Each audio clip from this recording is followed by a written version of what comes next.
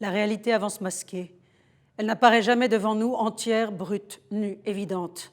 Quand elle paraît lumineuse au premier regard, il faut se méfier. Pour la comprendre, il faut observer, lire et relire, recouper, décrypter, lever les voiles. C'est le boulot du journaliste que de comprendre, puis de rendre compte de cette réalité. Sa fonction première dans un monde torturé et indéchiffrable. C'est un travail essentiellement solitaire. Plus le monde est indécis, obscur, confus, plus le travail du journaliste devient nécessaire. C'est un artisanat, même quand les journalistes travaillent ou chassent en meute.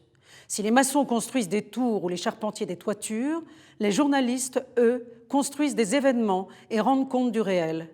Ce boulot demande du tact, du sang-froid, de l'empathie, de la persévérance, de la curiosité, de la culture, de l'indépendance d'esprit.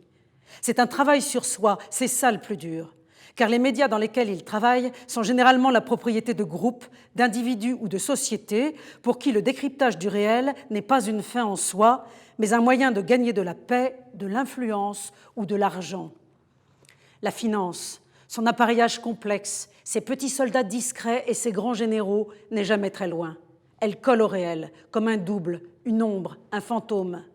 Prenez une guerre, une affaire, un fait divers, un match de football, un film, une campagne publicitaire. Prenez n'importe quoi et demandez-vous qui paie, qui est derrière le rideau.